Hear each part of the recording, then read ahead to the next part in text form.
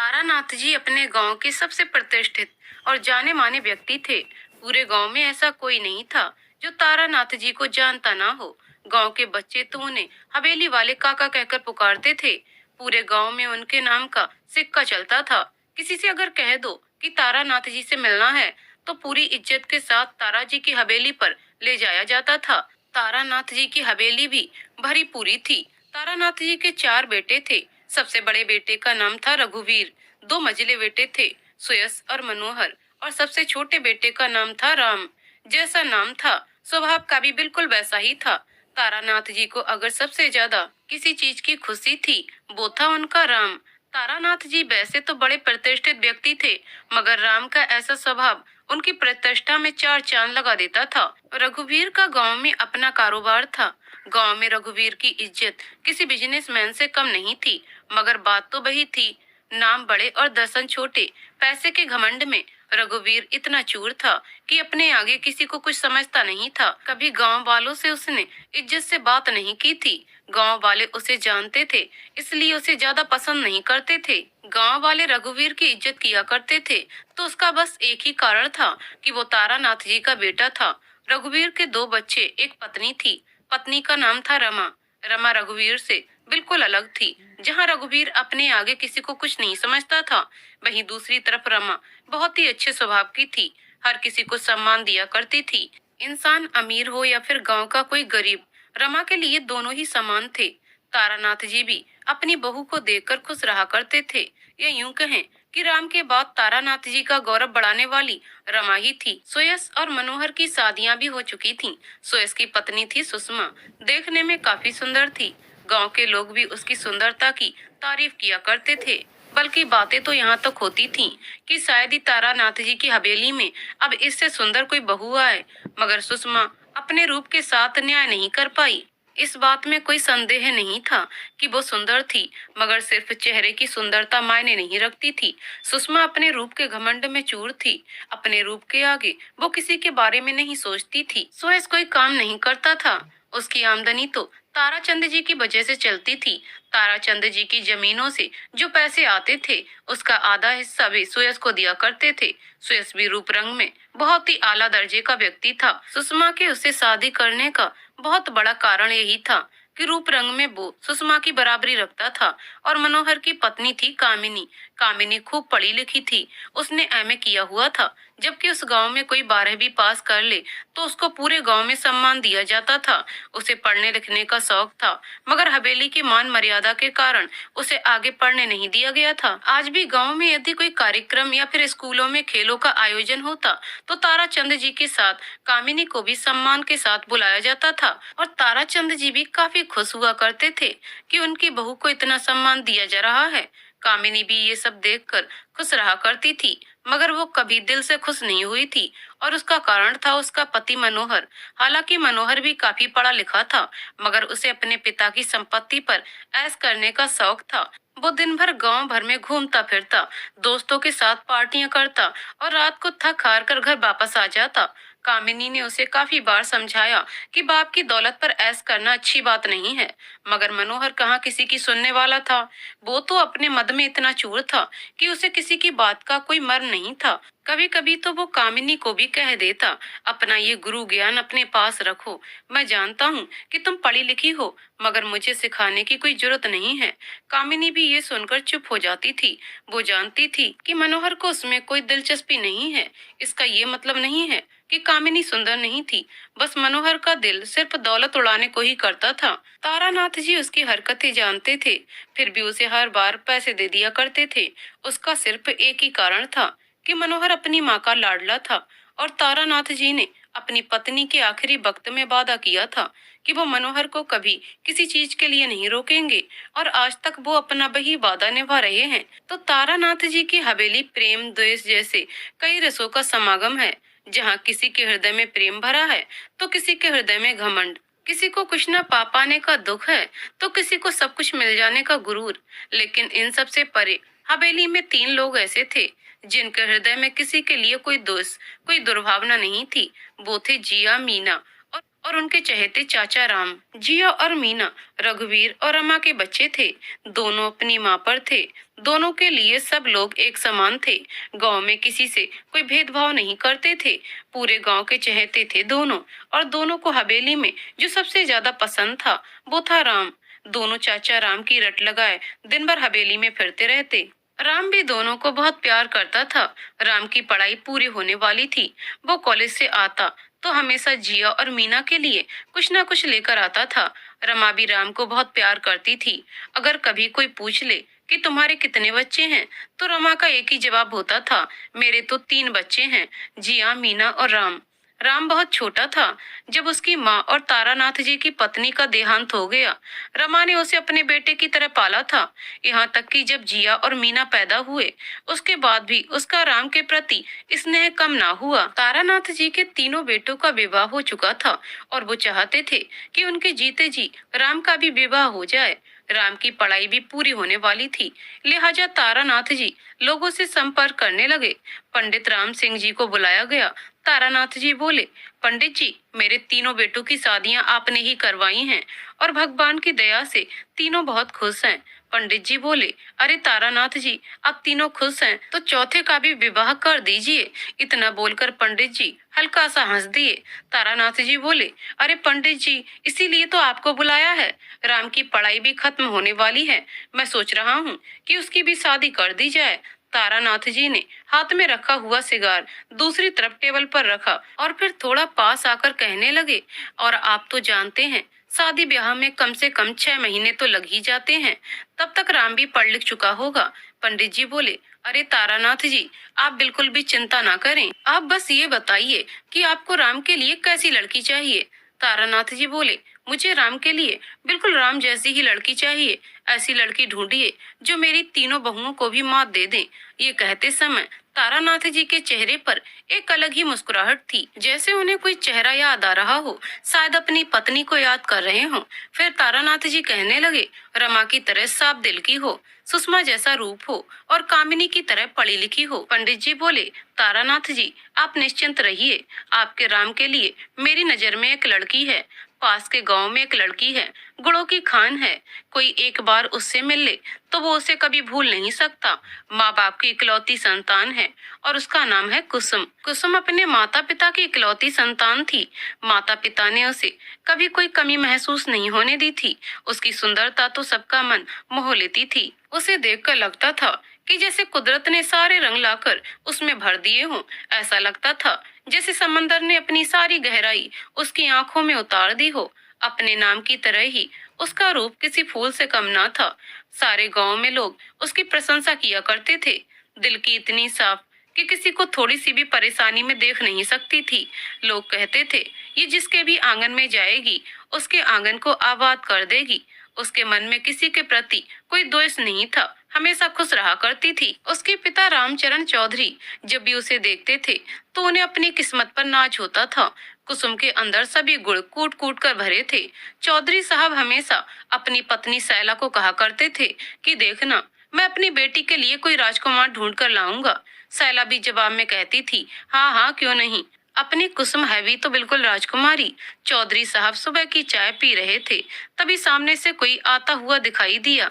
चौधरी साहब देखते ही मुस्कुराए और कुर्सी से उठकर कहने लगे, अरे राम सिंह जी, आप। पंडित जी भी मुस्कुराते हुए आए और दोनों गले मिले। अरे पंडित जी, आज बड़े दिनों के बाद यहाँ आना हुआ। कहिए, आज रास्ता कैसे भूल गए आप। चौधरी साहब ने बड़ी उत्सुकता के साथ पूछा। पंडित जी बोले, अरे चौधरी साहब, आप ही के काम के लिए आया हूँ। चौधरी साहब ने आश्चर्य से पूछा, भाई हमारा कौन सा काम। पंडित जी बोले, चौधरी साहब, आप हमेशा से अपनी बेटी के लिए कोई राजकुमार ढूंढ रहे थे ना, तो बस मैं वही राजकुमार लेकर आया हूँ। एक पल के लिए तो चौधरी साहब हक्के बक्के से रह गए। अभी अभी कुसुम की ही बात कर रहे थे और उसके लिए रिश्ता भी आ गया। चौधरी साहब अभी सोच में पड़े ही थे कि पंडित जी बोल पड़े, अरे चौधरी साहब, आप चिंता मत कीजिए, मैं कुसुम के लिए राजकुमार का ही रिश्ता लाया हूँ। पंडित राम सिंह ने जब चौधरी साहब को बताया कि वो तारानाथ जी के बेटे राम का रिश्ता लेकर आए हैं, तो चौधरी साहब की खुशी का ठिकाना न रहा। चौधरी साहब जैसा रिश्ता चाहते थे, ये बिल्कुल वैसा ही था। तारानाथ जी और उनके बेटे की तारीफें तो आसपास के कई गांवों में की जाती थीं। लोग तो राम के चरित्र की मिसालें दिया करते थे। कुसुम के लिए राम का रिश्ता आना कोई बहुत बड़ा संयोग ही था। चौधरी साहब कहने लगे, अरे पंडित जी, आपने तो दिल खुश कर दिया। इससे अच्छा रिश्ता तो कुसुम के लिए हो ही नहीं सकता। पंडित राम सिंह ने राम और तारानाथ जी के बारे में सब कुछ चौधरी साहब को बताया। तारानाथ जी की हवेली, उसमें रहने वाले लोग, वहाँ की आबो हवा, सब कुछ चौधरी साहब के सामने कह दिया। चौधरी साहब बड़े खुश हुए। घर में सबको खबर हो गया कि कुसुम के लिए राम का रिश्ता आया है। कुसुम को भी ये खबर हुई तो उसकी खुशी का ठिकाना न रहा। पूरे घर में खुशियों का माहौल था। कुछ ही दिनों में तारानाथ जी भी सारे रीति रिवाजों के साथ राम और कुसुम का रिश्ता पक्का कर आए। शादी का मुहूर्त भी जल्दी ही निकल आया। धीरे धीरे ये खबर पूरे गांव में फैल गई। सारे गांव में तैयारियां होने लगी। आखिर सबकी लाडली कुसुम का ब्याह जो होने वाला था, ऐसा लग रहा था जैसे पूरा गांव किसी त्योहार की तैयारियों में लगा हुआ है। चौधरी साहब की हवेली भी किसी नई नवेली दुल्हन की तरह सजाई जाने लगी। चौधरी साहब भी बड़े खानदानी आदमी थे। तारानाथ जी जितने तो नहीं, मगर चौधरी साहब उनसे कम भी ना थे। पूरा गांव चौधरी साहब को बड़ा मानता था। किसी के घर में कोई भी काम हो, चौधरी साहब को सबसे पहले न्योता जाता था। चौधरी निवास को रंग बिरंगे फूलों से सजाया जाने लगा। तरह तरह का सामान आ रहा था। हर रोज कोई ना कोई रिश्तेदार आता ही रहता था। वही हाल तारानाथ जी की हवेली पर भी था। हर रोज कोई ना कोई रिश्तेदार आता ही रहता था। सारे गांव में खबर थी कि तारानाथ जी अपनी चौथी बहू लाने वाले हैं। सारे गांव में शादी की तैयारियां जोरों पर थी। हर कोई आते जाते तारानाथ जी और राम को बधाइयां देता जाता था। तारानाथ जी की हवेली को किसी राजमहल की तरह सजाया जा रहा था। रघुवीर ने भी आजकल अपना काम थोड़ा कम कर दिया था। आजकल वो घर में ज्यादा वक्त बिताने लगा था, मगर फोन पर वो सारा काम किया करता था। सुयश तो हमेशा घर पर ही रहा करता था। सुषमा को भी अपना रूप निखारने का मौका मिल गया था। शहर से पार्लर वाली लड़कियां बुलाई गई थीं। सुषमा का पूरा दिन अपने कमरे में बीतता था। मनोहर ने भी आजकल अपनी अय्यासियां थोड़ी कम कर दी थीं। आजकल वो घर से बाहर कम निकलता था, घर में कामों में हाथ बटाता था, और इस बात से कामिनी बहुत खुश थी। शायद कई सालों के बाद आज कामिनी इतना खुश दिख रही थी, और ये सब देखकर तारानाथ जी बड़े खुश थे। अपने 3 बेटों की शादी में वो इतने खुश नहीं थे जितना आज लग रहे थे। आखिर उनके राम की शादी जो थी, आखिरकार वो शुभ दिन भी आ गया। राम और कुसुम की शादी हो ही गई। चौधरी साहब का घर सूना हो गया। सारे मेहमान, सारे रिश्तेदार सब जा चुके थे। पूरे घर में सैला और चौधरी साहब के अलावा कोई ना था। कभी कभी तो चौधरी साहब कुसुम के बारे में सोचकर बस रो देते थे। उधर कुसुम को हवेली में आए 3 हफ्ते हो चुके थे। उसकी शादी के बाद हवेली में उसका बहुत स्वागत हुआ। उसके हर ख्वाहिश का ख्याल किया गया। जिया और मीना तो बस उसके आगे पीछे लगे रहते थे। मगर धीरे धीरे नई नवेली दुल्हन का ताज धुंधला होने लगा, और ऐसा उस हवेली में सभी के साथ हुआ था। पहले सारी हवेली कुसुम के आगे पीछे लगी रहती थी। फिर सारे लोग अपने अपने कामों में लगे रहने लगे। कुसुम अपना सारा दिन रमा के पास बिताती थी, और जो समय वो रमा के साथ नहीं बिताती थी, वो जिया और मीना के साथ गुजर जाता था। शादी के दूसरे हफ्ते ही राम शहर चला गया था।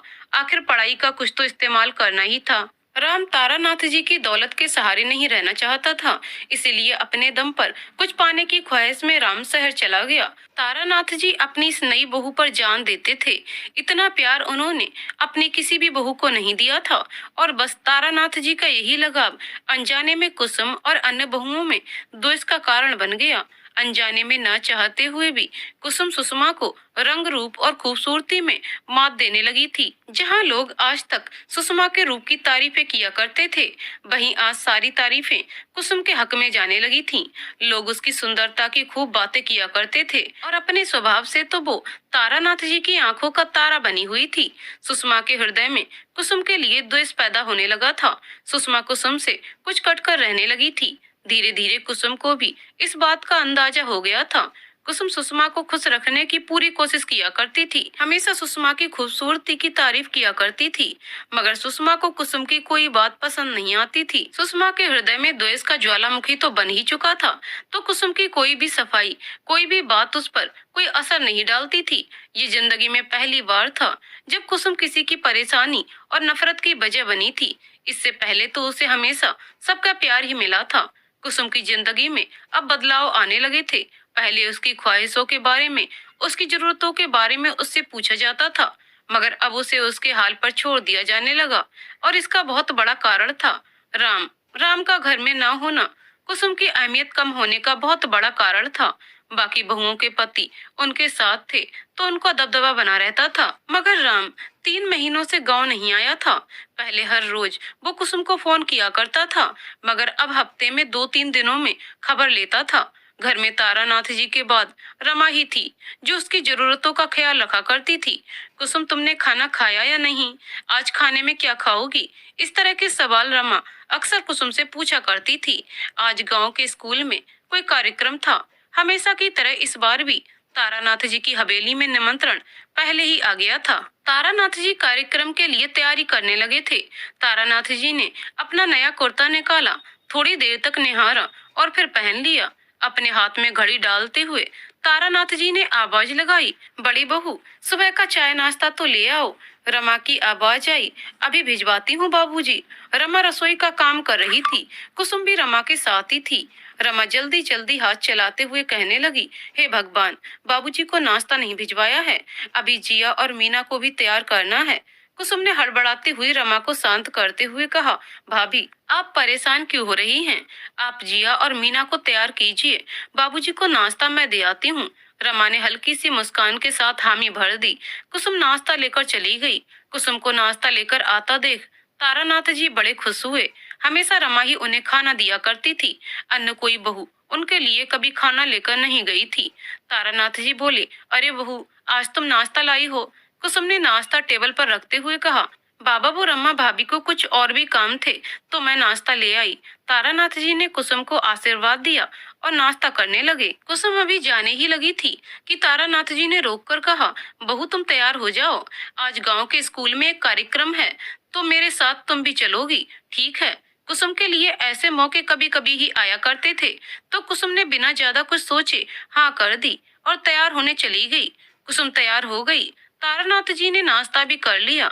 जाने की पूरी तैयारी हो गई। तारानाथ जी ने कुसुम को चलने के लिए कहा।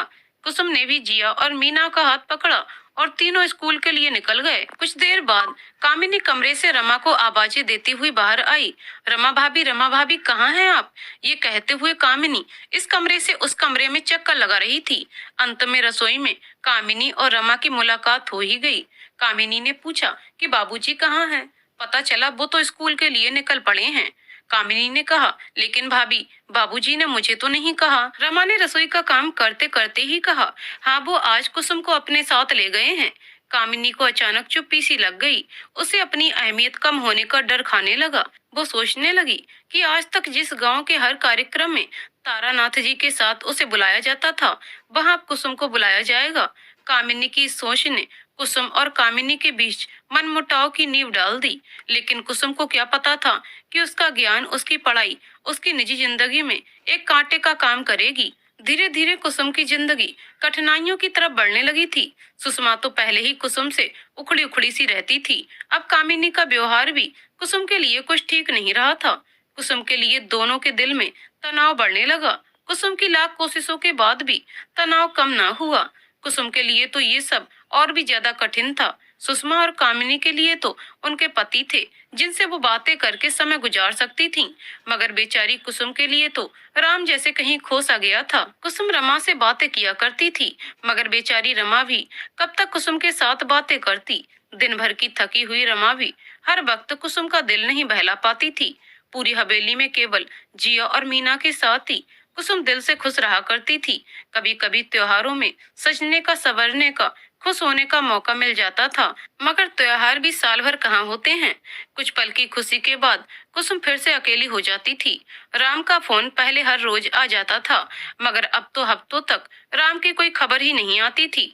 इस बात से तारानाथ जी और रमा भी काफी परेशान थे। कुसुम को राम का इंतजार रहता था। राम के इंतजार में घंटों खिड़की पर बैठी रहती थी। कुसुम के इंतजार के ये दिन हफ्तों में बदल गए, हफ्ते महीनों में बदल गए और महीने सालों में, मगर राम की कोई खबर नहीं आई। तारानाथ जी का सबसे प्यारा बेटा आजकल उनकी खबर भी नहीं लेता था। इस बात से तारानाथ जी बड़े परेशान रहते थे और घर का हाल तो तारानाथ जी देख ही रहे थे। बचपन से जिस कुसुम को कभी किसी परेशानी का सामना नहीं करना पड़ा था, महंगे से महंगे खिलौने के लिए घड़ी भर का इंतजार भी नहीं करना पड़ा था, वो आज अपने ही पति के इंतजार में बेसुध सी हुई जाती थी। जिसने कभी खाने के लिए इंतजार नहीं किया, वो आज राम के एक फोन का बेसब्री से इंतजार कर रही थी कि बस कहीं से राम की कोई खबर आए और उसके दिल को कुछ आराम मिले। 3 साल हो गए मगर राम की कोई खबर नहीं आई। कुसुम को इन 3 सालों में सिर्फ 2 हफ्ते ही अपने पति का साथ मिला था। हवेली के हालात बदलने लगे थे। राम के गम में तारानाथ जी बड़े आहत हुए। तारानाथ जी बीमार रहने लगे। आए दिन घर में डॉक्टर साहब का आना जाना लगा रहता था। कभी बुखार हो जाना, कभी चलते चलते बेहोश हो जाना, ये सब लगा ही रहता था। सुषमा और कामिनी कुसुम से सीधे मुंह बात नहीं करती थीं। अपनी बहुओं के बीच हुए इस मनमुटाव ने तारा जी की सेहत पर बहुत बुरा असर डाला। कुछ ही हफ्तों में तारानाथ जी ने बिस्तर पकड़ लिया। तारानाथ जी के बिस्तर पकड़ते ही समय ने करवट ले ली। उसकी एक आवाज से रघुवीर, सुयस और मनोहर जी हुजूरी करते हुए सामने आ जाते थे। उसे आज कोई पूछता तक न था। जो बहुएं हमेशा तारानाथ जी की खातिर में लगी रहती थीं, वो आज तारानाथ जी को देखने तक न आती थीं। परिवार के इन्हीं सब मामलों को सोचते हुए तारानाथ जी का हृदय भर आया। उनके नेत्रों से अश्रु की धारा बहने लगी। आखिरी बार तारानाथ जी अपनी पत्नी की मृत्यु पर रोए थे, मगर आज घर के माहौल ने उन्हें फिर से रोने पर मजबूर कर दिया। तारानाथ जी के आंसू अभी सूखे नहीं थे कि सामने से कुसुम आती हुई दिखाई दी। तारानाथ जी ने जल्दी जल्दी अपनी आंखें साफ की और मुस्कुराते हुए कहने लगे, अरे कुसुम बेटा, तुम कब आई? कुसुम भी सब जानती थी। वो नाश्ता टेबल पर रखते हुए कहने लगी, तभी जब आप एक छोटे बच्चे की तरह रो रहे थे और मेरे आते ही आपने आंखें साफ कर लीं। तारानाथ जी अपने आंसुओं को छुपाने में असमर्थ रहे। कुसुम सुबह का नाश्ता लेकर आई थी। कुसुम ने आदर्श बहू का फर्ज निभाया और तारानाथ जी को नाश्ता करा दिया। जिस व्यक्ति ने आज तक किसी लाठी का सहारा न लिया था, वो आज खाने के लिए दूसरों पर निर्भर हो रहा था। और यही तो वक्त का खेल है। कल कोई राजा तो आज रंक, आज कोई खुश तो कल कोई दुखी। तारानाथ जी ने आत्मग्लानि भरे स्वर में कहा, बेटा, मैंने तेरे साथ बड़ी नाइंसाफी की है।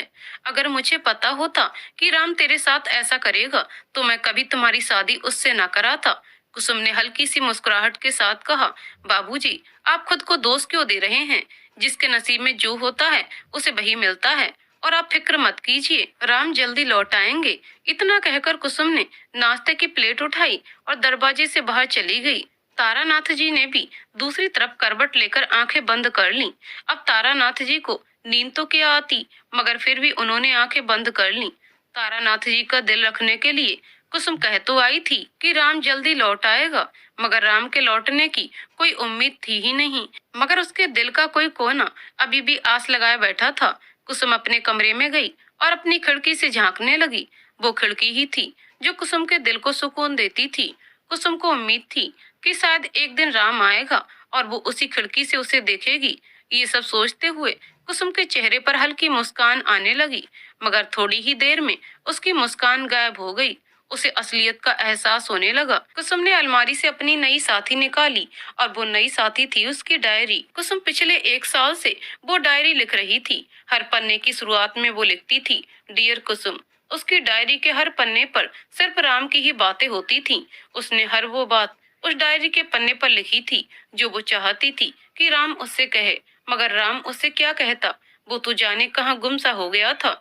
कुसुम ने लिखना शुरू किया, डियर कुसुम, मैं जानता हूँ कि तुम मुझसे नाराज हो और तुम्हें लग रहा होगा कि मैं शायद कभी नहीं आऊंगा, मगर कुसुम, तुम्हारा दिल तो कह रहा होगा ना कि तुम्हारा राम वापस आएगा। तो बस तुम अपने दिल का भरोसा करो। इतना लिखते ही कुसुम की आंखों से आंसू गिरने लगे। कुसुम ने डायरी बंद की और अलमारी में डाल दी। कुसुम अपने दिल को तो बहला सकती थी, मगर अपने आंसुओं को नहीं रोक सकती थी। मगर कहीं ना कहीं डायरी का ये शौक कुसुम के खालीपन को हल्का सा भर देता था। इधर दिन पर दिन बीतते जा रहे थे और तारानाथ जी की हालत बिगड़ती जा रही थी। डॉक्टर साहब ने भी उम्मीद छोड़ दी थी। गांव के लोग कहने लगे थे कि शायद तारानाथ जी अब ज्यादा समय तक जीवित नहीं रहेंगे, और शायद तारानाथ जी भी राम का इंतजार करते करते अब जीने की उम्मीद छोड़ रहे थे। आखिरकार कयामत का वो दिन आ ही गया। तारानाथ जी राम के इंतजार में परलोक सिधार गए। घर में मातम का माहौल था। हवेली में रोना लगा हुआ था। तीनों बहुएं तारानाथ जी के पास बैठकर आंसू बहा रही थीं। उनके पति उन्हें सांत्वना दे रहे थे, मगर कुसुम को सांत्वना कौन देता, उसके कंधे पर हाथ कौन रखता। उसका राम तो आज तारानाथ जी की मौत पर भी नहीं आया था। कुसुम के दोनों कंधों से जिया और मीना लगे हुए थे, जो अपनी चाची को शांत करने का असफल प्रयास कर रहे थे। ये पल कुसुम के जीवन का सबसे कठिन पल था, और इस कठिन पल में राम उसके साथ नहीं था। पूरा गांव तारानाथ जी के इस अंतिम दर्शन पर मौजूद था। राम को वहां न देखकर गांव के लोग तरह तरह की बातें करने लगे थे। कोई कहता, अरे न जाने राम क्यों नहीं आया, शायद दोनों बाप बेटों में कोई झगड़ा हुआ होगा। तो कोई कहता, अरे ऐसा भी क्या हो गया कि अपने बाप की मृत्यु पर भी घर नहीं आया। भगवान जाने कहाँ है, पता नहीं जिंदा भी है कि नहीं। कुसुम चाहती तो गांव वालों से बहस कर सकती थी, मगर कैसे करती। आखिर गांव वाले झूठ भी तो नहीं बोल रहे थे। जो नजर आ रहा था वही कह रहे थे, और न ही कुसुम इस वक्त कुछ कह सकती थी। इस वक्त तो कुसुम को अपनी भी सुध नहीं थी, तो लोगों की बातें सुनने के सिवाय वो क्या कर सकती थी। आज सिर्फ तारानाथ जी की मृत्यु नहीं हुई थी, आज उस दीपक का अंत हो गया था जिसने पूरी हवेली को रोशन किया था। आज वो धागा कट गया था जिसने पूरे परिवार को बांध रखा था। आज तारानाथ जी के साथ कुसुम का सहारा भी चला गया था। आज कुसुम के ऊपर से बाप का हाथ उठ गया था। कुसुम की जो कुछ भी अहमियत थी, उसका कारण सिर्फ रमा और तारानाथ जी ही थे। तारानाथ जी ने आज तक इस परिवार को एक साथ बांध कर रखा था, मगर तारानाथ जी के जाने के बाद ये घर टूटने लगा। रोज कोई ना कोई आपस में झगड़ने लगता था। मनोहर, जो पहले बाहर मटर गश्ती किया करता था, अब दोस्तों को घर पर लाने लगा। इस बात से कामिनी भी कुछ ज्यादा ही परेशान रहने लगी, और मनोहर के दोस्त भी कुछ ठीक नहीं थे। कामिनी तो कभी उनके सामने आती ही नहीं थी। जमीनों से आने वाले पैसे तारानाथ जी सुयस और मनोहर को दे दिया करते थे, मगर दोनों अव्वल दर्जे के लालची थे। अब जबकि तारानाथ जी नहीं रहे, तो दोनों में रोज बहस होने लगी। सुयस कहता, पिताजी ने ये दौलत इसलिए नहीं कमाई कि तू इसे अय्यासियों में उड़ा दे। इस पर मनोहर कहता, मेरे हिस्से की दौलत है, मैं चाहूँ जो करूँ। अब दोनों पत्नियों को पत्नी धर्म तो निभाना ही था, लिहाजा दोनों अपने अपने पतियों का साथ देने लगी। घर में झगड़े बढ़ने लगे, और बढ़ते बढ़ते इतने बढ़ गए कि बात बंटवारे तक आ पहुंची। सुयस और मनोहर बंटवारे की जिद पर अड़ गए। इन सब से दूर कुसुम अपने कमरे की खिड़की पर बैठकर अपनी डायरी लिख रही थी। आज कुसुम ने लाल रंग का जोड़ा पहना हुआ था, वही जोड़ा जो शादी की रात राम ने उसे तोहफे में दिया था। कुसुम ने लिखना शुरू किया, आज तुम इस लाल जोड़े में बहुत खूबसूरत लग रही हो। तुम्हें क्या लगा मुझे कुछ याद नहीं है? मुझे याद है। शादी की 6ठी सालगिरह मुबारक हो। आज कुसुम और राम की शादी को 6 साल हो गए थे, मगर बेचारी कुसुम को राम की कोई खबर नहीं मिली थी। कुसुम 6 साल से राम का इंतजार कर रही थी। दिन पर दिन बीते जा रहे थे, मगर इंतजार की घड़ी कम ही नहीं होती थी। कुसुम ने आगे लिखने के लिए कलम उठाई ही थी कि नीचे हॉल से चीजों के गिरने की और झगड़ने की आवाजें आने लगी। कुसुम ने डायरी बंद कर अलमारी में डाली और हॉल की तरफ चली गई और ऊपर से ही देखने लगी। कुसुम देखती तो क्या देखती, भाइयों में बंटवारे की बातें चल रही थी। सुयस कहता, रघुवीर भैया को आने दो, आज तो मैं बंटवारा करके रहूंगा। मनोहर भी बोल पड़ा, हाँ हाँ, मुझे भी तुम लोगों के साथ नहीं रहना, कैद खाना लगता है मुझे ये घर। दोनों बहस कर ही रहे थे कि सामने से रघुवीर आता हुआ दिखाई दिया। रघुवीर ने दोनों को लड़ते झगड़ते हुए देखा तो उसे बड़ा आश्चर्य हुआ। तारानाथ जी के बाद सारी जिम्मेदारियां रघुवीर के ऊपर आ गई थीं। तारानाथ जी की मृत्यु के बाद उसे एहसास हुआ कि कोई भी इंसान अपनी दौलत से अमीर नहीं होता। इंसान अमीर होता है उसके विचारों से, उसके व्यवहार से। और इस बात का एहसास उसे तब हुआ जब गांव के कुछ लोगों ने उसे सीधे मुंह बात नहीं की। कुछ बच्चों ने तो उसे पहचाना ही नहीं, और कोई पहचानता भी कैसे। लोगों से तो आज तक उसने कोई मेल मिलाप रखा ही नहीं था। रघुवीर पूरे गांव में जहाँ भी घूमा हर जगह बस तारानाथ जी की ही बातें होती थीं। लोग कहते थे तारानाथ जी बड़े अच्छे दिल के आदमी थे और शायद ही तारानाथ जी जैसा अब कोई हो इस दुनिया में। कुछ कहते, अरे भाई, अगर हमारे बस में होता तो अपनी जान देकर भी तारानाथ जी की जान बचा लेते। कोई उनकी दरिया दिली की तारीफें करता तो कोई उनकी मृत्यु पर दुख व्यक्त करता। रघुवीर सोचने लगा, क्या फायदा इतनी दौलत कमाने का जब लोग मेरे जीते जी मेरे बारे में कोई बात ही नहीं करते, और दूसरी ओर पिताजी की मृत्यु के बाद भी उनके गुण गा रहे हैं। रघुवीर के हृदय में ये बात घर कर गई। उसे समझ आ गया कि आज तक किसी ने उसे रघुवीर जी कहकर क्यों नहीं बुलाया। उसे समझ आ गया कि तारानाथ जी के कारण ही उसे लोग पहचाना करते थे। उसकी अपनी कोई पहचान तो थी नहीं। रघुवीर के अंदर का घमंड पल भर में चूर हो गया। आज जो रघुवीर गांव की मिट्टी से जुड़कर खड़ा हुआ था, वो एक अलग रघुवीर था। ये वो रघुवीर था जिसके अंदर आज एक तारानाथ बस गया था। ये बदला हुआ रघुवीर जब घर पहुंचा तो दोनों भाइयों को लड़ता देखकर हैरान रह गया। रघुवीर ने पूछा, क्या हो गया है, क्यों लड़ रहे हो तुम लोग? सुयश बोला, भैया मुझे मेरा हिस्सा चाहिए, मुझे मेरे हिस्से की जमीन चाहिए। मनोहर भी कहाँ चुप रहने वाला था, तो वो भी बोल पड़ा, हाँ भैया, मुझे भी मेरा हिस्सा चाहिए। रघुवीर दोनों की बातें सुनकर हैरान रह गया। जिन भाइयों को उसने बचपन में खिलाया था, जिन बच्चों को तारानाथ जी ने इतना लाड प्यार दिया था, आज वही बच्चे इतने बड़े हो गए कि घर में अपना हिस्सा मांग रहे हैं। रघुवीर ने दोनों को समझाते हुए कहा, देखो, इस घर को पिताजी ने बड़े प्यार से बनाया है, बड़ी मेहनत से उन्होंने हम सबको एक साथ रखा है। तुम लोग ऐसे आपस में मत लड़ो, हम एक साथ बैठकर इसका हल निकाल लेंगे। मगर सुयश और मनोहर कहाँ सुनने वाले थे। वो लोग तो बस हिस्से और बंटवारे की बात पर अड़ गए थे। रघुवीर के लाख समझाने पर भी दोनों अपनी बात से पीछे नहीं हटे। दोनों के अंदर कोई इंसान तो बोल ही नहीं रहा था, उनके अंदर घमंड और लालच बोल रहा था। अंत में जब रघुवीर के सारे प्रयास विफल हो गए तो थक हार कर उसने दोनों की बात मान ली। आज तारानाथ बनकर जब रघुवीर ने बंटवारे का फैसला लिया तो उसका हृदय अंदर से रोने लगा। रघुवीर को इस बात की ग्लानि होने लगी कि पैसे कमाने में वो इतना व्यस्त हो गया कि कभी अपने परिवार की तरफ ध्यान ही ना दे सका और न ही पिता के अंतिम समय में उनकी सेवा कर सका। घर के सभी लोगों को हॉल में बुलाया गया। जिया और मीना भी अब समझदार हो गए थे। कुसुम, जिया और मीना तीनों रमा के साथ खड़े हुए थे। तीनों घर में चल रहे इस कार्यक्रम को देख रहे थे। बंटवारा शुरू हुआ। जमीन दोनों में आधी आधी बांट दी गई। और भी बहुत सारी चीजें थीं जो सुयश और मनोहर को आधी आधी मिल गईं। मगर इस पर भी दोनों का लालच कम ना हुआ। सुयश बोला, भैया जमीनों का बंटवारा तो हो गया, मगर इस हवेली का क्या, इसका भी तो बंटवारा होगा। मनोहर बोला, हाँ हाँ, हवेली के भी तो 3 हिस्से होने चाहिए। रमा बोली, 3 हिस्से किस किस के? इस पर सुषमा बोली, अब भाभी राम तो यहाँ है नहीं, और भगवान जाने कि कभी आएगा भी कि नहीं, तो घर के तो 3 ही हिस्से होंगे। रमा बोली, तुम लोगों में जरा भी इंसानियत नहीं बची है। तुम लोग ऐसा कैसे कह सकते हो कि राम वापस नहीं आएगा? वो जरूर आएगा। रघुवीर ने सभी को रोकते हुए कहा, तुम लोग आपस में लड़ना बंद कर दो और सब लोग मेरी बात सुनो। रघुवीर की आवाज सुनकर सभी लोग शांत हुए और उसकी बात सुनने लगे। इस हवेली का कोई हिस्सा नहीं होगा। इस हवेली का सिर्फ एक ही इंसान हकदार है, और वो है कुसुम। रघुवीर ने सभी को समझाते हुए कहा। कुसुम ये सुनकर हैरान रह गई। कुसुम को इस बात का विश्वास ही नहीं हो रहा था। जी और मीना कुसुम का हाथ पकड़कर मुस्कुराने लगे, मगर इस पर दोनों भाई बोल पड़े, नहीं नहीं, ऐसा नहीं होगा, हम ऐसा नहीं होने देंगे। ये हवेली आप इसके नाम कैसे कर सकते हैं? इस पर रघुवीर ने गुस्से से कहा, राम को मैंने उंगली पकड़कर चलना सिखाया है, तो मेरे लिए बेटे जैसा है, और कुसुम मेरी बेटी जैसी है। अगर मुझे मौका मिलता तो मैं सबसे लड़कर भी ये घर कुसुम के नाम करता, मगर पिताजी ने मुझे ये मौका ही नहीं दिया। मरने से पहले वो इस हवेली को कुसुम के नाम कर गए हैं। ये सुनकर सब हैरान हो गए।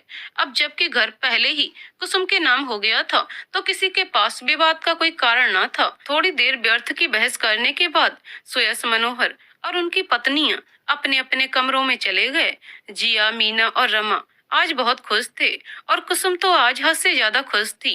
कुसुम को आज खुशी इस बात की थी कि रघुवीर के रूप में आज उसे तारानाथ जी मिल गए थे। अपनी शादी की सालगिरह के दिन इससे अच्छा तोहफा और क्या हो सकता था। रघुवीर कुसुम के पास आया, उसके सर पर हाथ रखा और कहा, तुम चिंता मत करो, राम जरूर लौट के आएगा, और हम तो हैं ही तुम्हारे साथ। आज जब रघुवीर ने कुसुम के सिर पर हाथ रखा तो उसके सिर से उठा हुआ वो बाप का हाथ फिर से उसके सिर पर आ लौटा था। रघुवीर ने कुसुम को आशीर्वाद दिया और अपने कमरे की तरफ चला गया। कुसुम की आंखों से अश्रुधारा बह रही थी। रमा ने कुसुम को गले लगाया और धीरे से कहा, शादी की सालगिरह मुबारक हो। क्या उस मरीज ने कोई हरकत की? उसे होश आया या नहीं? डॉक्टर विराट ने अपनी असिस्टेंट निहारिका से पूछा।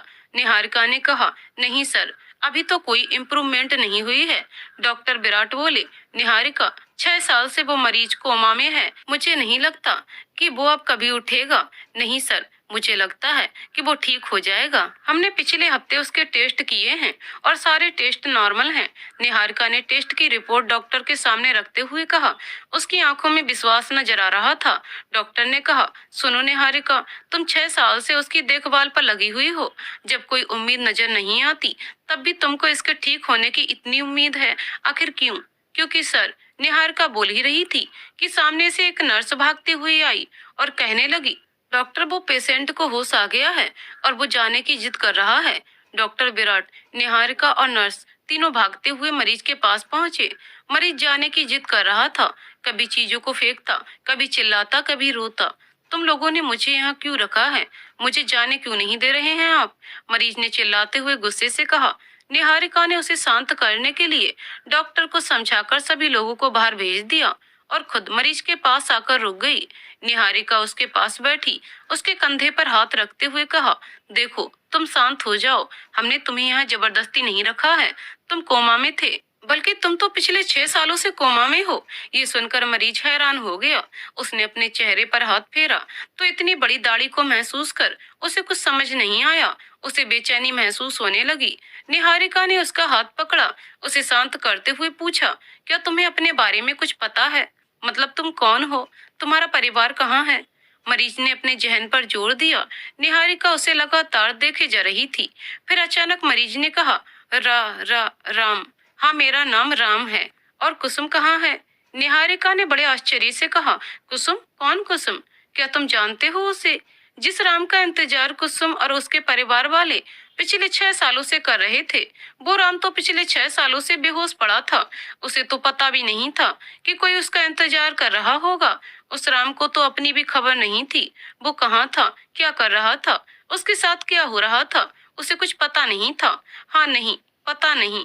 मुझे ये नाम याद है, मगर मुझे याद नहीं आ रहा कि वो कौन है। राम ने बेचैन होते हुए कहा। राम को सब कुछ याद करने में दिक्कत हो रही थी। ये सब देखकर निहारिका परेशान हो रही थी। निहारिका ने समझाते हुए कहा, देखो राम, तुम टेंशन मत लो। धीरे धीरे तुम्हें सब याद आ जाएगा। अपने दिमाग पर अभी ज्यादा जोर मत डालो। राम शांत हो गया। उसने एक गहरी सांस ली और अपने मन को शांत करते हुए कहा, लेकिन मुझे यहाँ इस हॉस्पिटल में नहीं रहना है। मुझे जाना है यहाँ से। निहारिका ने कहा, ठीक है, बस आज यहाँ रुको। कल डॉक्टर तुम्हें डिस्चार्ज कर देंगे। फिर तुम मेरे साथ मेरे घर पर चलना। राम ने कहा, लेकिन मैं आपके घर कैसे रह सकता हूँ? निहारिका ने राम को बीच में रोकते हुए कहा, कम से कम जब तक तुम्हें कुछ याद नहीं आ जाता तब तक तुम मेरे घर पर रह सकते हो। और तुम चिंता मत करो, घर पर तुम्हारा सही से ख्याल रखा जाएगा। ये कहकर निहारिका हल्की सी मुस्कुराई और राम को एक इंजेक्शन देकर सुला दिया। निहारिका कमरे से बाहर आ गई। बाहर आते ही सारे लोगों ने निहारिका पर सवालों के तीर छोड़ना शुरू कर दिया। क्या हुआ? क्या वो ठीक है? क्या उसे कुछ याद आया? वो वापस कोमा में तो नहीं चला गया? इतने सारे सवाल सुनकर निहारिका ने सबको शांत किया और सारी बातें समझाईं। सारे लोग बात समझ गए। डॉक्टर ने धीरे से निहारिका के कान में कहा, क्या तुम सच में उसे अपने साथ अपने घर में लेकर जाओगी? मेरा मतलब, तुम तो उसे जानती तक नहीं हो, उस पर कैसे भरोसा कर सकती हो? निहारिका ने डॉक्टर को समझाते हुए कहा, सर, मैं आपकी बातें समझ रही हूँ, लेकिन मेरा दिल कहता है कि वो बुरा इंसान नहीं है। और इतना कहकर निहारिका वहां से चली गई। रमा भाभी, कहाँ हैं आप?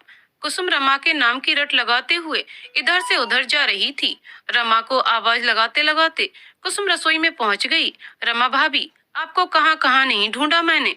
कुसुम ने बड़ी बेचैनी के साथ कहा। रमा ने कहा, क्यों, क्या हो गया?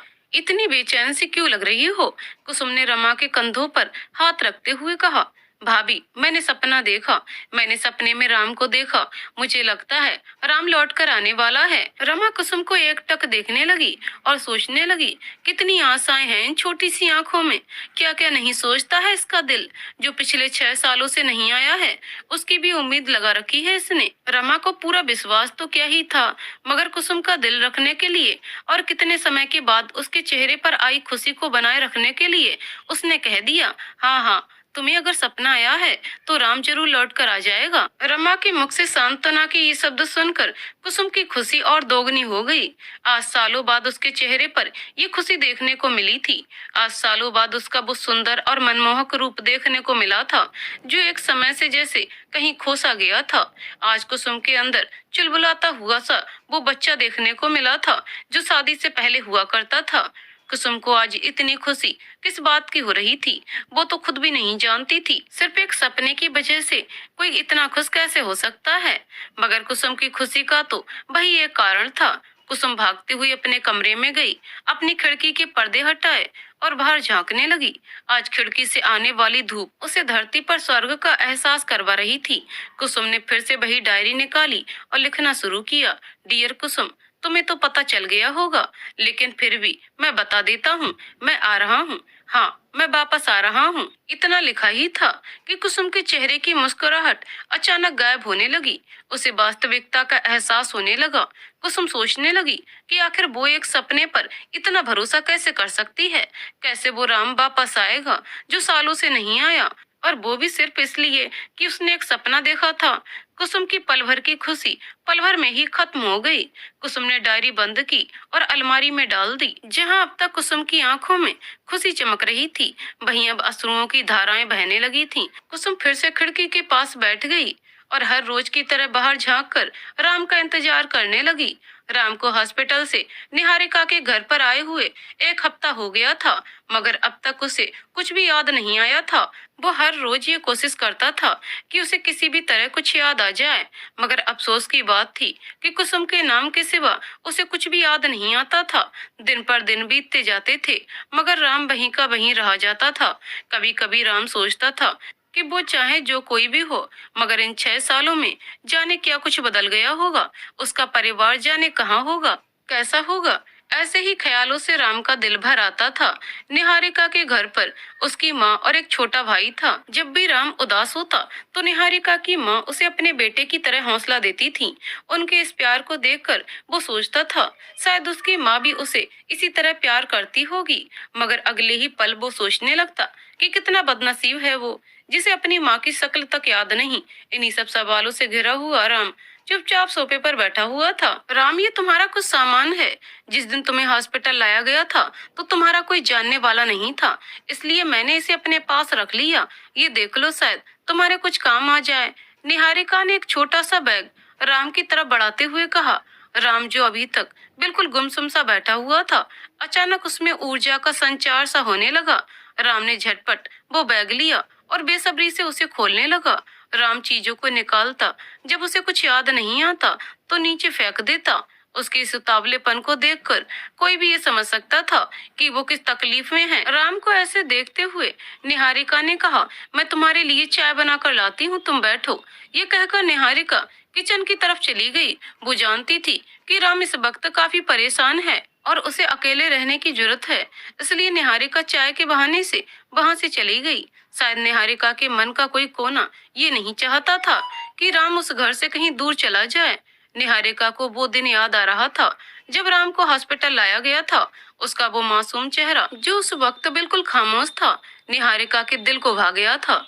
और शायद यही कारण था जो वो 6 सालों से उम्मीद लगाए बैठी थी कि वो ठीक हो जाएगा, और उसकी उम्मीद झूठी भी नहीं थी। फिर अचानक निहारिका वापस अपने वर्तमान में लौट आई। उसे याद आया कि वो चाय के बहाने किचन में आ गई है, मगर अब चाय के बहाने गई थी तो चाय तो बनानी ही थी और उसे चाय की जरूरत भी थी। तो निहारिका चाय बनाने में व्यस्त हो गई। राम जल्दी जल्दी सारी चीजें बाहर निकालने लगा, और जब उसे ऐसी कोई चीज नहीं मिली जो उसे कुछ याद दिला दे, तो उसने पूरा बैग ही उठाकर नीचे फेंक दिया। राम ने अपने हाथों से अपना मुंह ढक लिया और आंसू बहाने लगा। उसे कुछ याद नहीं आ रहा था, उसे कुछ समझ नहीं आ रहा था कि आखिर वो करे तो क्या करे। राम का चेहरा उसके हाथों में ही था कि अचानक एक गोल सुनहरे रंग की डिबिया लुढ़कते हुए उसके पैरों पर आ पहुंची। वो डिबिया राम के पैरों के पास आकर ऐसे रुकी जैसे मानो वो उससे कह रही हो कि मैं हूँ तुम्हारी हर परेशानी का हल। राम ने चेहरे से धीरे धीरे हाथ हटाया, अपने पैरों की तरफ देखा तो नीचे उसे डिबिया को देखकर उसे कुछ सुकून सा महसूस हुआ। राम ने वो डिबिया उठाई और गौर से देखने लगा। कुछ देर तक वो उसे डिबिया को देखता रहा। उसे देखना उसे बड़ा अच्छा लग रहा था और फिर आखिर उसने वो डिबिया खोल ली। डिबिया में रखी हुई उस घड़ी को देखते ही राम के चेहरे पर मुस्कान आ गई। उस घड़ी को देखकर राम की आंखों से पानी बहने लगा, मगर इस बार ये आंसू खुशी के थे। राम को धीरे धीरे सब कुछ याद आने लगा। ये मैं तुम्हारे लिए लाई हूँ, बाबा ने मुझे गिफ्ट में दिया था। मेरे दिल के बहुत करीब है और मैं चाहती हूँ ये तुम्हारे पास रहे। कुसुम की ये बातें राम को याद आने लगी थीं, जो उसने शादी की रात राम से कही थीं। राम को वो लाल जोड़ा याद आने लगा जो घड़ी के बदले उसने कुसुम को दिया था। वही लाल जोड़ा जो उसने खुद अपने हाथों से कुसुम के सर पर उड़ाया था। उसे कुसुम की वो आंखें याद आने लगी जिनमें ना चाहते हुए भी वो खो जाता था। उसे कुसुम का वो खूबसूरत चेहरा याद आने लगा जिससे दूर जाने का उसका मन नहीं करता था। उसे याद आने लगा कैसे कुसुम की आंखों से आंसू गिर रहे थे जब वो शहर जाने की तैयारी कर रहा था। कैसे कुसुम अपनी रोती हुई आंखों से दरवाजे का कोना पकड़कर उसे देख रही थी जब वो शहर के लिए रवाना हो गया। राम को याद आ रहा था कुसुम का वो खिड़की से उसको ताकना जब वो गाड़ी में बैठकर जा रहा था। राम सोचने लगा क्या पता आज भी वो उसी खिड़की पर बैठी उसका इंतजार कर रही हो। राम अपने पैरों पर खड़ा हो गया। सामने की दीवार पर लगे हुए निहारिका के पिता की तस्वीर में उसे तारानाथ जी नजर आने लगे। वो तारानाथ जी का मुस्कुराता हुआ चेहरा देख रहा था। उसे वो वक्त याद आने लगा जब तारानाथ जी उसे अपने पास बुलाया करते थे। जब परीक्षा में अव्वल आने पर तारानाथ जी उसकी पीठ थपथपाया करते थे। सामने से आ रही निहारिका की माँ में राम को रमा भाभी नजर आने लगी। वो रमा भाभी जो हर रोज उसके लिए उसकी पसंद की सब्जी बनाया करती थी। वो रमा भाभी जो परीक्षा के दिन सुबह सुबह उसको मंदिर का प्रसाद दिया करती थी। उसे वो रमा भाभी याद आ रही थी जिसने उसे माँ से बढ़कर प्यार किया। निहारिका के छोटे भाई सोहम के बचपने में उसे जिया और मीना की शरारतें नजर आ रही थी। उसे वो जिया और मीना याद आ रही थी जो उसके कॉलेज से आते ही उसे चिपट जाया करते थे, जो दिन भर चाचा चाचा की रट लगाए उसके पीछे पीछे दौड़ते रहते थे। मुझे सब याद आ गया है, हाँ मुझे सब याद आ गया, राम खुशी से चिल्लाने लगा। निहारिका सामने से चाय ला रही थी। राम को इतना खुश देखकर उसे बड़ा अच्छा लगा। निहारिका ने कहा ये तो बहुत खुशी की बात है। निहारिका ने राम को चाय दी। एक बहुत लंबे समय के बाद आज राम ने इतने सुकून से चाय पी थी। क्या हुआ, आप इतने परेशान क्यों लग रहे हैं, कोई बात हुई है क्या? रमा ने रघुवीर को परेशान और पसीने से लथपथ देखकर कहा। रघुवीर बिल्कुल चुप था, वो कुछ बोल नहीं रहा था। आज से पहले कभी रघुवीर इस हालत में घर में नहीं आया था, मगर जाने क्यों आज उसकी हालत कुछ ठीक नहीं लग रही थी। रघुवीर ने रमा की बात का कोई जवाब नहीं दिया और वो सीधे अपने कमरे में चला गया। कमरे में घुसते ही रघुवीर ने दरवाजा बंद कर लिया। रमा को समझ में नहीं आया कि आखिर हुआ क्या है। रमा का दिल बैठा जा रहा था। भाभी ये भैया को क्या हो गया, कुछ बोले भी नहीं और सीधे कमरे में चले गए। कुसुम ने बड़े आश्चर्य के साथ रमा से पूछा। रमा ने कहा पता नहीं कुसुम, आज से पहले तो कभी ऐसा नहीं किया इन्होंने, मुझे तो बड़ी घबराहट सी हो रही है। कुसुम ने रमा को शांत करते हुए कहा भाभी आप परेशान न हो, कुछ नहीं हुआ होगा, भैया के ऑफिस का कोई मसला होगा। कुसुम अभी रमा को शांत कर ही रही थी कि सामने से रघुवीर का सेक्रेटरी अमन हाँफते हुए रमा के सामने आया और कहने लगा मैडम रघुवीर सर कहाँ हैं? अमन को इतना परेशान देखकर रमा का दिल और बैठने लगा था। रमा ने अमन से पूछा क्या हुआ है, ये आज इतने परेशान क्यों लग रहे हैं, कोई परेशानी है क्या? अमन पहले कुछ नहीं बोल रहा था, मगर कुसुम और रमा के दबाव डालने के बाद अमन को बोलना पड़ा। अमन ने कहा मैडम हमारी कंपनी को बहुत बड़ा लॉस हो गया है, रघुवीर सर के ऊपर कर्ज चढ़ गया है, वो बहुत परेशान लग रहे हैं, इसलिए मैं उनके पीछे यहाँ तक चला आया। रमा, कुसुम और अमन तीनों रघुवीर के कमरे की ओर भागे। रमा ने दरवाजा खटखटाया मगर अंदर से कोई जवाब नहीं मिला। अब तीनों जोर जोर से दरवाजा खटखटाते हुए रघुवीर को आवाजें देने लगे, मगर अंदर से कोई आवाज नहीं आती थी। घर के बाकी कमरों में भी आवाजें जा रही थी, मगर किसी भी कमरे से कोई भी बाहर नहीं आया। सुयश और मनोहर इतनी आवाजें सुनते हुए भी बाहर नहीं आए। सुषमा और कामिनी को तो जैसे कोई फर्क ही नहीं पड़ता था। कुसुम और रमा जब थक गए तो उन्होंने अमन को दरवाजा तोड़ने को कहा। अमन ने अपने कंधे के सहारे वो दरवाजा तोड़ दिया। दरवाजा तोड़ने के बाद जैसे ही तीनों अंदर गए तो हैरान रह गए। रमा तो नीचे गिर पड़ी। कुसुम रमा को संभाल रही थी और अमन बस सामने की तरफ देखे जा रहा था। सामने फर्श पर रघुवीर का बेजान सा शरीर पड़ा हुआ था। उसके हाथ और पैर अलग अलग दिशाओं में पड़े हुए थे। कमरे में कुसुम और रमा का रोना शुरू हो गया। रघुवीर के कमरे से रोने की आवाजें सुनकर बाकी के लोग भी वहां आ गए। सुयश और मनोहर को अपनी आंखों पर विश्वास नहीं हुआ। दोनों के दिलों में चाहे बाकियों के लिए कितनी भी कड़वाहट क्यों ना हो, मगर दोनों रघुवीर की बहुत इज्जत किया करते थे। और आज रघुवीर को इस हालत में बेजान पड़ा हुआ देखा तो दोनों फूट फूट कर रोने लगे। आज कुसुम का एक और सहारा छिन गया और इस बार भी उसे सांत्वना देने वाला कोई ना था। औपचारिकता के लिए एम्बुलेंस को बुलाया गया। शायद उन्हें उम्मीद थी कि अब भी कोई चमत्कार हो सकता है, लेकिन जब डॉक्टर ने भी रघुवीर की मौत पर सच्चाई की मोहर लगा दी तो सारा परिवार टूट पड़ा। रमा रघुवीर के सबके पास बैठकर रोने लगी। सारा परिवार मातम मना रहा था। तभी दरवाजे से सूट बूट में दो लोग आते हुए नजर आए। कुसुम और रमा तो पूरे सदमे में थे। तो सुयश उन अजनबियों के पास गया। सुयश ने पूछा, आप लोग कौन हैं? भैया के कोई जानने वाले हैं क्या? दोनों अजनबियों ने अपने बैग से कुछ कागजात निकाले और कहने लगे, जी नहीं, हम लोग बैंक की तरफ से आए हैं।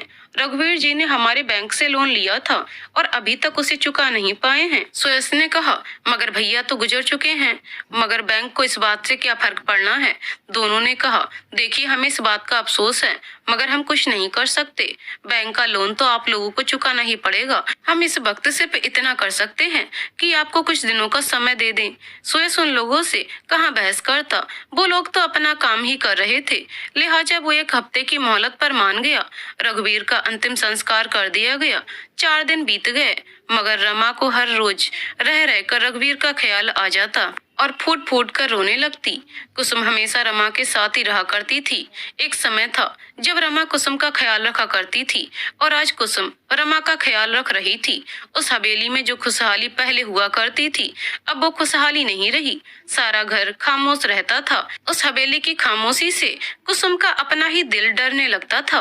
मनोहर, बैंक वाले बस 2 ही दिनों में आते होंगे और घर में इतना पैसा ही नहीं है, कैसे होगा? सुयश हॉल में बैठकर मनोहर से कह रहा था। वो जानता था ये बैंक वाले अपना लोन वापस लिए बिना छोड़ेंगे नहीं, इसलिए उसे चिंता खाए जा रही थी। दोनों बात कर ही रहे थे कि अचानक पीछे से कुसुम बोल पड़ी, क्या हुआ भैया? आप लोग किस लोन की बात कर रहे हैं? सुयश और मनोहर पहले तो कुछ नहीं बोल रहे थे मगर कुसुम के बार बार पूछने पर उनको बताना ही पड़ा। सब कुछ सुनकर कुसुम हैरान रह गई। कुसुम को समझ नहीं आ रहा था कि वो आखिर क्या करे। फिर अचानक कुसुम बोल पड़ी, भैया आप इस घर को गिरवी रख दीजिए, कम से कम इससे हम लोन तो चुका पाएंगे। सुयश और मनोहर दोनों हैरान हो गए। जो घर वो नहीं चाहते थे कि कुसुम को मिले, आज उसी घर से कुसुम रघुवीर का लोन चुकाने की बात कर रही थी। उस नन्ही जान का ये त्याग देखकर दोनों की आंखें नम हो गईं। कुसुम के पास उस घर के सिवा और कुछ नहीं था। उसका सारा खर्च रघुवीर उठाया करता था। मगर बिना कुछ भी सोचे कुसुम ने ये बात कह दी। सुयश बोल पड़ा, सच में तुम खरा सोना हो कुसुम। हमने न जाने तुम्हारा कितना अपमान किया, तुम्हें क्या कुछ नहीं कहा। राम यहाँ नहीं था तो हमें तुम्हारा ध्यान रखना चाहिए था, मगर हमने क्या किया, तुम्हें यूं ही बेसहारा छोड़ दिया। कहते कहते सुयश की आंखों से आंसू गिरने लगे। कुसुम के साथ परायों जैसा सुलूक करने का दर्द उसकी आंखों से आज बह रहा था। इस पर मनोहर भी बोल पड़ा, भैया बिल्कुल सही कह रहे हैं, हमें तुम्हारे साथ ऐसा नहीं करना चाहिए था। ये घर पिताजी और रघुवीर भैया ने तुम्हें दिया था और इस घर को तुमसे कोई नहीं छीनेगा। मनोहर भी आज उन सब अपराधों की माफी मांग रहा था जो उसने अनजाने में कर दिए थे। सुयश ने मनोहर के कंधे पर हाथ रखा और कहा, भैया का लोन चुकाने के लिए हम अपनी जमीनें बेच देंगे, लेकिन इस हवेली को कुछ नहीं होने देंगे। दोनों मुस्कुराते हुए आपस में गले मिले। आज इतने सालों के बाद दोनों एक दूसरे के गले मिले थे। दोनों को अपने घमंड और अपनी गलतियों का एहसास हो गया था। कुसुम की आंखें भी नम थीं। रमा कमरे से ये सब देख रही थी। ये सब देखते हुए रमा सोचने लगी, कितनी अजीब कहानी है इस घर की। जब पिता की मृत्यु हुई तो बड़े बेटे को अपना एहसास हुआ, और आज जब रघुवीर की मृत्यु हुई है तो ये दोनों भाई एक हो गए। रमा को रघुवीर की मृत्यु का दुख तो था, मगर साथ ही इन दोनों के एक होने की खुशी भी थी। सुषमा को जब ये खबर हुई कि कुसुम लोन चुकाने के लिए अपने हिस्से का घर बेचने लगी थी तो उसका घमंड पल भर में चूर हो गया। वो सोचने लगी, उस मासूम पर हमने कितने जुल्म किए। हमेशा यही सोचा कि वो हमारे हिस्से की दौलत खा गई, मगर उस बेचारी को तो हमारे प्यार के सिवा कुछ नहीं चाहिए था। सुषमा का सर शर्म से झुकने लगा। आज जब आईने में अपना चेहरा देख रही थी तो उसमें अफसोस की लकीरें साफ नजर आ रही थीं। कामिनी के दिल में भी कहीं न कहीं कुसुम के लिए सहानुभूति जाग रही थी। कामिनी कुसुम से मिलने के लिए उसके कमरे में गई, मगर कुसुम अपने कमरे में नहीं थी। कुसुम को वहां ना देखकर कामिनी वापस जाने वाली थी कि अचानक उसकी नजर उस डायरी पर पड़ी। कामिनी ने वो डायरी उठाई और पढ़ने लगी। जैसे ही कामिनी ने उस डायरी को पढ़ना शुरू किया, उसकी आंखों से आंसुओं की धाराएं गिरने लगीं। उसके मन में कुसुम के लिए जो दोष था वो पल भर में चूर हो गया। कामिनी सोचने लगी, सालों पहले मेरा पति मुझसे प्यार नहीं करता था, मगर कम से कम वो मेरे साथ तो था। इस बेचारी का पति तो इसके साथ भी नहीं है। आज कामिनी को पता चला कि कुसुम कितनी अकेली है और उसने कुसुम के साथ कितना अन्याय किया है। भाभी, क्या हुआ? आप यहाँ क्या कर रही हैं? कुसुम ने कामिनी को अपने कमरे के अंदर देखकर पूछा। कामिनी ने डायरी बंद की और उसे हाथ में पकड़े हुए ही कुसुम को गले से लगा लिया। कामिनी रोते हुए कहने लगी, तुम बहुत बहादुर हो कुसुम, तुम सच में खरा सोना हो। मुझे माफ कर दो, मैंने तुम्हारे साथ बहुत अन्याय किया है, मुझे माफ कर दो। कुसुम की आंखों से भी आंसू गिरने लगे। कुसुम की आंखों से गिरते हुए इन आंसुओं ने कामिनी को माफी दे दी। जब से निहारिका को पता चला था कि कुसुम राम की पत्नी है, वो हमेशा खोई खोई सी रहती थी। शायद उसके दिल में राम के लिए प्यार पनप गया था। उसके इस बदले हुए बर्ताव को उसकी माँ बहुत जल्दी समझ गई। उन्होंने निहारिका को समझाया कि राम किसी और की अमानत है। निहारिका की माँ ने उससे कहा, बेटा तू इसीलिए दुखी हो रही है कि राम यहाँ से चला जाएगा, मगर एक बार उस बेचारी कुसुम के बारे में तो सोच। उसका तो पति 6 सालों से उससे दूर है। उसके दिल में कितना दर्द भरा होगा। माँ की ये बातें निहारिका के दिल को लग गईं। उसे समझ आ गया, कुसुम के सामने उसका दुख तो कुछ भी नहीं है। अब उसका दिल खुद के लिए नहीं बल्कि कुसुम के लिए परेशान होने लगा। समय भी कैसे खेल खेलता है। एक समय पर कुसुम के अपने उसकी परवाह नहीं करते थे और आज पराये भी उसकी परवाह कर रहे थे। राम ने गांव जाने की सारी तैयारियां कर ली थी, मगर गांव जाने का मुहूर्त ही नहीं निकलता था। 1 हफ्ते से रेलवे की हड़ताल चल रही थी। राम के पास हड़ताल खत्म होने के इंतजार के सिवा कोई रास्ता नहीं था। राम इसी बात को लेकर परेशान रहता था। न उसे रात को नींद आती और न ही दिन में चैन। हर पल बस कुसुम का ही ख्याल आता था। कभी कभी तो वो सोचने लगता कि उसके पास अगर पंख होते तो उड़कर कुसुम के पास चला जाता। इन्हीं सब सोचों में गुम राम बिस्तर पर बैठा हुआ था। तभी दरवाजे से आवाज आई, बधाई हो राम, बधाई हो। राम ने देखा तो सामने निहारिका खड़ी। उसके हाथों में कुछ था, मगर उसने हाथ पीछे किए हुए थे। राम ने पूछा, किस बात की बधाई? ऐसा क्या हो गया जो तुम मुझे बधाइयां दे रही हो? निहारिका ने अपने हाथ आगे किए। निहारिका के हाथों में ट्रेन का टिकट देखकर राम की खुशी का ठिकाना न रहा। राम ने टिकट हाथ में लिए और बड़े आश्चर्य से पूछा, मगर रेलवे की तो हड़ताल चल रही है ना? उसने हाथ पीछे किए हुए थे। राम ने पूछा, किस बात की बधाई? ऐसा क्या हो गया जो तुम मुझे बधाइयां दे रही हो? निहारिका ने अपने हाथ आगे किए। निहारिका के हाथों में ट्रेन का टिकट देखकर राम की खुशी का ठिकाना न रहा। राम ने टिकट हाथ में लिए और बड़े आश्चर्य से पूछा, मगर रेलवे की तो हड़ताल चल रही है ना? निहारिका ने कहा, चल रही है नहीं, चल रही थी। आज से सारी ट्रेनें चलेंगी। निहारिका के मुंह से ये बातें सुनकर राम बड़ा खुश हुआ। राम कुसुम के ख्यालों में खो गया। फिर अचानक निहारिका बोल पड़ी, अब चलो, देर मत करो, 1 घंटे बाद तुम्हारी ट्रेन है। जल्दी से नाश्ता करो और अपने गांव पहुंचने की तैयारी करो। इतना कहकर निहारिका वहां से चली गई।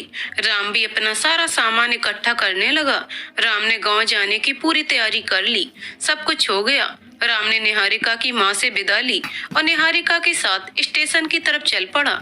निहारिका ने राम को ट्रेन में बैठाया और वापस आने लगी, मगर पीछे से राम ने आवाज दी। राम की आवाज सुनकर निहारिका पीछे मुड़ी और पूछा, क्या हुआ? तो राम ने आंखों में देखकर बड़े प्यार से उसे थैंक यू कहा। ये सुनकर निहारिका ने उसका हाथ पकड़ा और कहा, सिर्फ थैंक यू से काम नहीं चलेगा, वादा करो कि एक बार मुझे कुसुम से जरूर मिलवाओगे। राम ने मुस्कुराते हुए हाँ में जवाब दिया। ट्रेन चलने लगी। निहारिका ट्रेन के ओझल होने तक वहीं खड़ी रही और राम ट्रेन में बैठे हुए ये सोच रहा था, उसके और कुसुम के बीच बस 3 दिन की दूरी है। तारानाथ जी की हवेली भी धीरे धीरे पहले की तरह होने लगी थी। घर के सभी लोग साथ में बैठकर खाना खाते थे, एक दूसरे की परेशानी में साथ देते थे, एक दूसरे के साथ हंसी ठिठोली करते थे, रातों को देर तक गप्पे मारा करते थे। सारा घर फिर से पूरा होने लगा था। कमी थी तो बस राम की। कुसुम के अलावा बाकी लोगों ने तो राम की उम्मीद भी छोड़ दी थी। कामिनी से कुसुम का ये अकेलापन देखा नहीं जाता था। कुसुम चाहे कितना भी खुश दिखने की कोशिश करे, मगर कामिनी जानती थी कि वो अंदर से बिल्कुल अकेली है। जब कामिनी से और उसकी ये हालत देखी नहीं गई तो उसने सारे घर के सामने कुसुम की दूसरी शादी का प्रस्ताव रख दिया। पहले तो घर में सभी ने इस बात से इनकार कर दिया, मगर बाद में उन्हें लगा कि वो कुसुम के साथ ज्यादती कर रहे हैं, लिहाजा सभी ने कामिनी के उस प्रस्ताव को स्वीकार कर लिया। रमा ने भी इनकार नहीं किया। शायद वो भी अब राम के आने की उम्मीद खो चुकी थी। सारे घर वालों ने कुसुम से उसकी शादी की बात की, मगर कुसुम दूसरी शादी कैसे कर सकती थी? कुसुम ने तो राम से सच्चा प्रेम किया था, किसी और के बारे में वो सोच भी नहीं सकती थी। मगर सालों बाद मिले घर वालों के इस प्यार को खोना नहीं चाहती थी, इसलिए उसने हाँ तो नहीं कहा, मगर बेचारी ना भी ना कर सकी। सारे घर वालों ने उसकी खामोशी को हाँ समझ लिया था। सभी लोग उसके रिश्ते की तैयारी करने लगे। सारे लोग तैयारियों में व्यस्त थे और कुसुम अपनी डायरी को सीने से लगाए बस कमरे में बैठी रहती थी। कुसुम का स्वभाव और चरित्र इतना निर्मल था कि जैसे ही उसके रिश्ते की बात हुई, अगले ही दिन एक बड़े खानदान का रिश्ता आ पहुंचा। जैसे ही रिश्ता पहुंचा, राम भी गांव के बाहर पहुंच गया। भगवान की दया से काफी अच्छे घर का रिश्ता था। सारे घर वाले काफी खुश थे। कुसुम को अच्छे से तैयार होने के लिए कहा गया। कुसुम अपने कमरे में बैठी हुई बस आईना देख रही थी। आज उसने वही लाल जोड़ा पहना हुआ था जो राम ने उसे शादी की रात दिया था। रिश्ते की बात चल रही थी। दरवाजे पर किसी के आने की आहट हुई। सभी ने देखा तो हक्के बक्के रह गए। सामने राम खड़ा था। इतने सालों में कुछ नहीं बदला था। वही मासूम चेहरा, वही मन मोह लेने वाली मुस्कुराहट। राम आते ही सुयस और मनोहर के गले लगकर रोने लगा। आज उसे एहसास हुआ कि इतने सालों में क्या कुछ बदल गया। रमा भाभी के बाल सफेद हो गए, पिताजी नहीं रहे, रघुवीर भैया गुजर गए, जिया और मीना अब बड़े हो गए थे। सुयस ने पूछा, राम तू कहाँ था अब तक, वापस क्यों नहीं आया? अगर आज तू ना आता तो हम तो बहुत बड़ा पाप कर बैठते। राम ने सुयस को सारी बातें बताई। सारी बातें सुनकर सुयस और बाकी लोगों की आंखों से आंसू बहने लगे। फिर सुयस ने आंखें पोंछकर कहा, अब तू जाके कुसुम से मिल ले, वो बेचारी कब से तेरी राह देख रही है, रोज खिड़की पर बैठती है ये सोचकर कि शायद एक दिन तू लौट आए। राम ने हाँ में सर हिलाया और सीधे कमरे की तरफ भागा। कुसुम अभी भी उस डायरी को सीने से लगाकर बैठी थी। जब वो खुद को आईने में देख रही थी तो उसे खुद में एक स्वार्थी औरत नजर आ रही थी। उसे लग रहा था कि वो राम के साथ विश्वासघात कर रही है। कुसुम सोचने लगी कि वो ये शादी नहीं कर सकती। इस शादी के लिए हाँ कहने से पहले वो अपनी जान दे देगी। ये सोचते हुए कुसुम ने एक धारदार चीज ली और अपनी कलाई पर लगाने लगी। कुसुम कलाई पर घाव करने ही वाली थी कि पीछे से आवाज आई, कुसुम। ये आवाज कुसुम को इतनी प्यारी लगी कि उसके हाथ से डायरी और वो धारदार चीज नीचे गिर पड़ी। आज तक कुसुम को वो आवाज याद थी और वो आवाज थी राम की। कुसुम ने पीछे देखा तो सामने राम को देखकर उसकी आंखों से आंसू गिर पड़े। कुसुम बिना कुछ भी सोचे भागी और सीधे राम के सीने से जा लगी। दोनों की आंखों से आंसुओं की धाराएं बह रही थीं। इतने सालों का गम आज कुसुम की आंखों से बहता जा रहा था। कुसुम ने राम के सीने से हटकर उसकी आंखों में देखकर कुछ कहना चाहा, मगर राम ने उसके होठों पर उंगलियां रख दी। कुसुम की डायरी का एक पन्ना उड़ता हुआ दोनों के करीब आ पहुंचा। राम ने वो पन्ना देखा। देखते ही उसके आंसुओं का वेग बढ़ गया। राम ने कुसुम को गले से लगा लिया दोनों कुछ भी कहे बिना बस इसी पल में जीना चाहते थे। सालों की दूरी को बस किसी तरह खत्म करना चाहते थे। तारानाथ जी का परिवार एक बार फिर से जी उठा था। जिस आदर्श परिवार का स्वप्न तारानाथ जी देखा करते थे, वो अंततः आज उनकी मृत्यु के बाद सच हो गया था। आज सालों की तपस्या के बाद कुसुम को उसका राम मिल गया था। तो दोस्तों, कहानी यहीं पर समाप्त होती है। दोस्तों, आपको कहानी कैसी लगी कमेंट करके जरूर बताइएगा। कहानी पसंद आई हो तो वीडियो को लाइक शेयर करें और चैनल को सब्सक्राइब करें। कहानी को पूरा सुनने के लिए बहुत बहुत धन्यवाद दोस्तों।